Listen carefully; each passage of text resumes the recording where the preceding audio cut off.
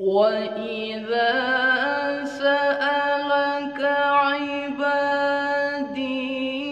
عَنِّي فَإِنِّي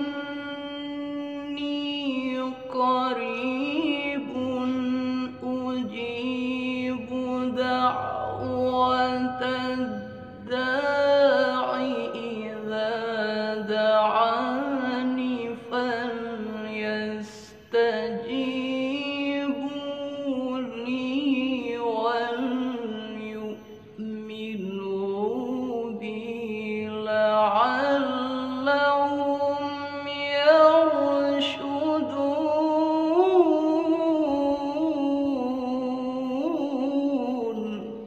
Assalamualaikum warahmatullahi wabarakatuh. Baik, di sini saya akan membahas suatu permasalahan yang cukup penting, yaitu terkait dengan masalah pernafasan. Ada yang mengatakan bahwa pernafasan yang panjang saat membaca Al-Quran, khususnya dalam tilawatil Quran, itu hanyalah teknik mencuri nafas, katanya. Namun apakah benar demikian? Mari kita bahas bersama. Pernafasan yang panjang memang suatu hal yang sangat penting dalam membaca Quran, terlebih dalam tilawatil Quran. Karena itu membutuhkan fisik yang sehat dan pernafasan yang baik. Namun apakah benar jika suara yang panjang saat tilawah itu hanya teknik mencuri nafas? Tentu itu tidak benar ya. Kalaupun ada, itu mungkin dia saat manggung nafasnya tiba-tiba kehabisan dan dia terpaksa mencuri nafas misalnya. Ya memang ada juga yang seperti itu. Tapi kembali lagi bahwa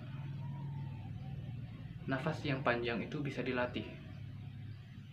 Namun yang menjadi catatan di sini bahwa nafas yang panjang itu harus dilatih secara terus-menerus.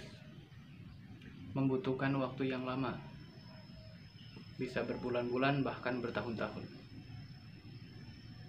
Maka dari itu, untuk membuktikan hal tersebut, di sini saya akan memberikan tips atau cara bagaimana melatih pernafasan. Dan cara ini cukup mudah dan sudah saya praktekkan, dan ada perkembangan setiap latihannya. Berikut latihannya. Oleh karena suara yang panjang itu membutuhkan fisik yang sehat dan paru-paru yang kuat, maka langkah yang pertama yang harus kita lakukan adalah berolahraga. Bisa dengan lari pagi, main bola, bersepeda, atau olahraga yang lainnya. Kemudian setelah berolahraga, kita masuk kepada langkah yang kedua. Kita menghirup udara segar. Kemudian keluarkan. Hirup lagi. Keluarkan. Begitu seterusnya. Kemudian kita masuk kepada langkah yang ketiga. Kita ambil nafas, kemudian tahan.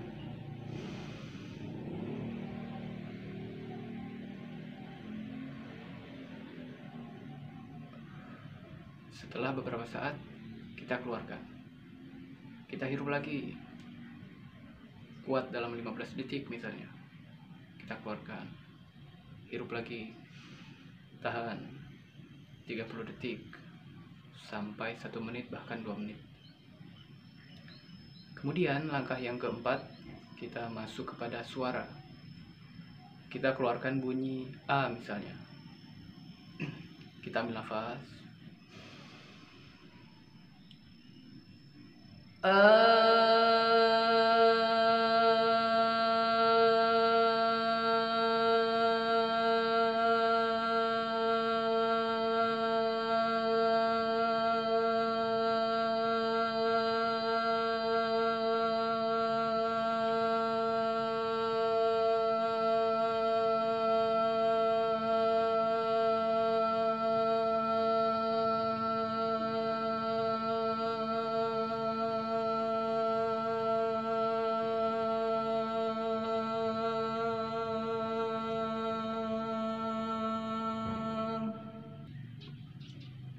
kalau kita buat dengan nada misalnya.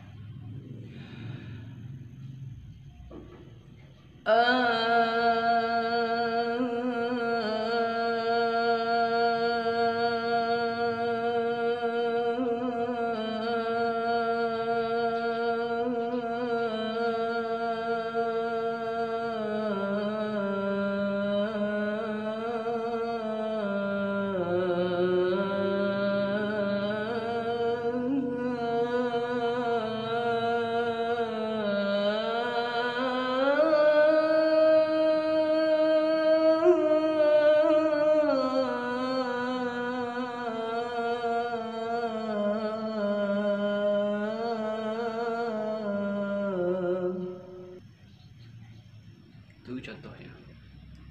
Kemudian bisa juga kita coba dengan vokal I atau U. Nah, kemudian setelah itu kita masuk kepada langkah yang terakhir. Kita coba masuk kepada ayat-ayat Al-Quran. Misalnya di sini saya coba pada surat Al-Baqarah ayat 186 misalnya. Kita ambil lafaz.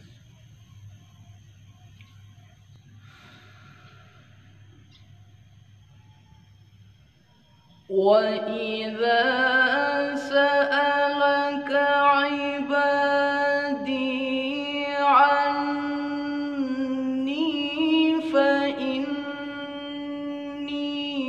قَرِيبٌ أُجِيبُ دَعْوَةَ الدَّاعِ إِذَا دَعَانِ فَلْيَسْتَجِيبُوا لِي وَلْيُؤْمِنُوا بِي لَعَلَّهُمْ يَرْشُدُونَ.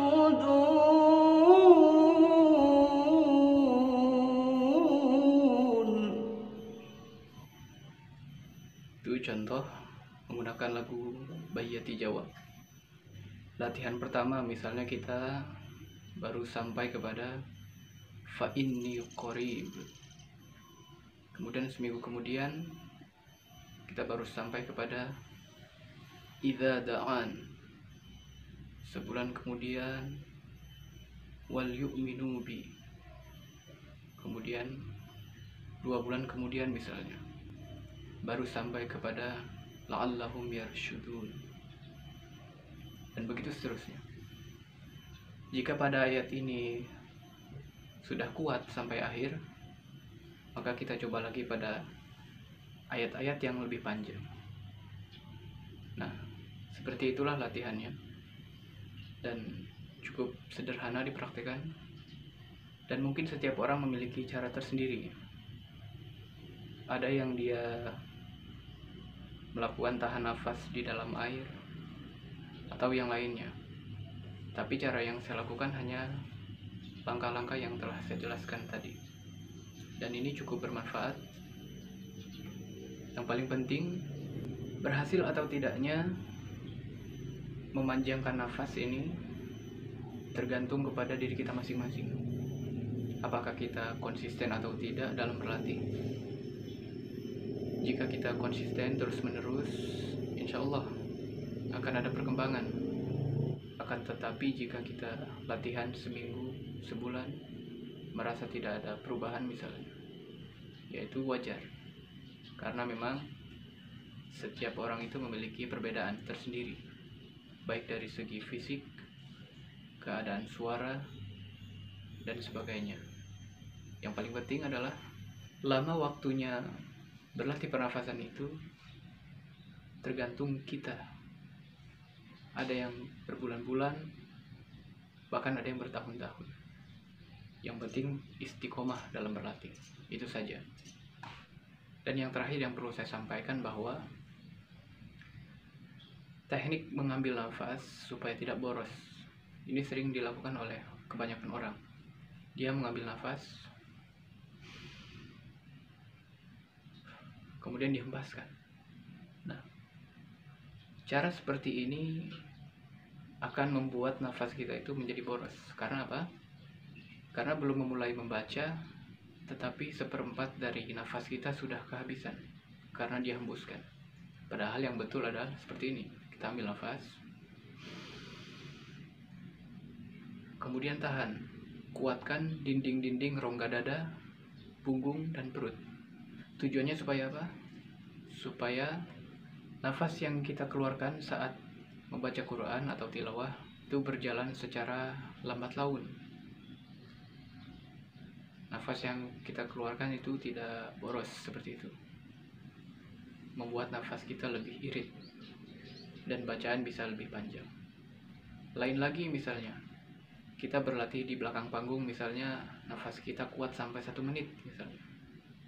Akan tetapi ketika kita bawakan di atas panggung,